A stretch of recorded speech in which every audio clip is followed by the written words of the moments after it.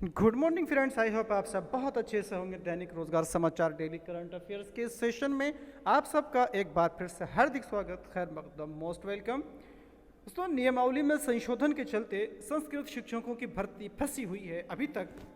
और ये जो संस्कृत शिक्षकों की भर्ती है वो 1282 पदों पर होनी है। 1282 पदों का जो अधियाचन है वो उत्तर प्रदेश माध्यमिक शिक्षा सेवा चयन बोर्ड को भेजा गया है।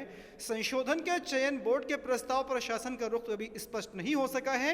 उद्देश्य यह है कि योग्य शिक्षकों का चयन हो जिससे मिले अच्छी शिक्षा।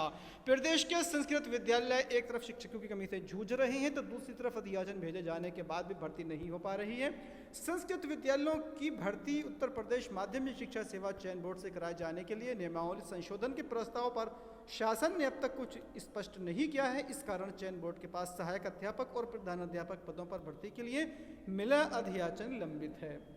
तो संशोधन को लेकर के, चाहे वो अर्हता का संशोधन हो या फिर भर्ती में जो है प्रक्रिया को लेकर के संशोधन हो, वो शासन स्तर पर लंबित है। चाहे एलटी ग्रेड शिक्षक भर्ती का मामला हो या उत्तर प्रदेश राजकीय इंटर कॉलेज में लेक्चरर की भर्ती का मामला हो, उत्तर प्रदेश लोक सेवा आयोग ने भी एलटी ग्रेड शिक्षक भर्ती में कुछ विषयों की अहर्ता विवाद को लेकर के समकक्ष अहर्ता करने को लेकर प्रशासन को प्रस्ताव भेजा हुआ है। लेकिन प्रशासन किसी भी भर्ती के मामले में ये जो विवाद है उसको सुलझाने के लिए जो है अभी कोई भी काम नहीं कर पा रहा है। और उसी कड़ी में ये संस्कृत शिक्षकों की भर्ती का ये जो संशोधन प्रस्ताव है वो भी अभी शासन में लंबित पड़ा हुआ है।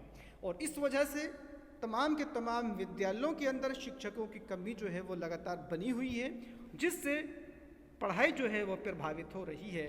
और एक और बड़ी अपडेट है कि इसी माह शिक्षक भर्ती के लिए जो है वो परीक्षा आयोजित कराई जा सकती है।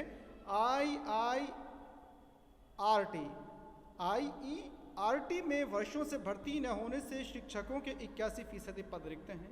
उम्मीद है कि नए साल में संस्थान को 28 नए शिक्षक मिल जाएंगे। संस्थान इसी माह शिक्षक भर्ती के लिए लिखित परीक्षा का आयोजन करने की तैयारी में है। उत्तीर्ण छात्रों को इंटरव्यू के लिए चयन किया जाएगा। संस्थान में शिक्षकों के 176 पद स्वीकृत हैं, जिसमें से 144 पद जो हैं वो रिक्त पड़े हुए हैं। शिक्षक भर्ती के लिए पहले लिखित परीक्षा फिर इंटरव्यू आयोजित किया जाएगा। इसी आधार पर शिक्षक भर्ती होगी। उम्मीद है कि शिक्षक भर्ती के लिए इसी माह में लिखित परीक्षा करा ली जाएगी। इसके लिए तैयारियां चल रही हैं। और दोस्तों, उत्तर प्रदेश लोक सेवा आयोग से एक बड़ी अपडेट है कि मार्कशीट से फिर गायब हुए हैं स्केल्ड और नॉन स्केल्ड अंक। पीसीएस 2021 में भी स्केलिंग को स्पष्ट नहीं हो सकी है स्थिति, ओहापोही बनी हुई है स्थिति। अंकों की हेरफेर के मामले में ही सीबीआई ने पीसीएस 2015 को लेकर दर्ज किया था मुकदमा। यूपीपीएससी की ओर से पीसीएस परीक्षा में स्केलिंग को लेकर स्थिति स्पष्ट न किए जाने में अभ्यर्थी जो है ओहापोह की स्थिति में है। आयोग ने पिछले दिनों जारी पीसीएस 2021 के परिणाम के प्राप्तांक व कट ऑफ तो जारी कर दिए, लेकिन मार्कशीट में यह उल्लेख नहीं किया है कि स्केलिंग में कितने अंक उनके घटे हैं या बढ़े हैं, जिसको लेकर के अभ्यर्थियों के अंदर जो है वो नाराजगी देखने को मिल रही है। उत्तर प्रदेश लोक सेवा आयोग को चाहिए कि वो यथाशीघ्र इस स्केलिंग के बारे में कि कितने नंबर बढ़े हैं कितने घटे हैं इसकी स्थिति को पूर्णतया स्पष्ट कर दे। और केंद्रीय सेवाओं में 20% ओबीसी कर्मचारी ही कार्यरत हैं। ये जो है एक बड़ी अपडेट निकल करके आ रही है।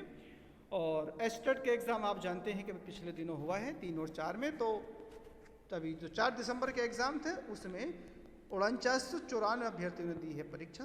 कुछ को पेपर सरल लगा तो कुछ उलझे। 1358 परीक्षार्थी उसके अंदर अनुपस्थित में रहे हैं। तो दोस्तों, इस वीडियो में इतना ही। वीडियो अच्छी लगे तो लाइक कीजिएगा, शेयर कीजिएगा। साथ ही साथ इसी तरह की दूसरी अपडेट्स पाने के लिए चैनल को सब्सक्राइब करना न भूलिएगा। Thank you.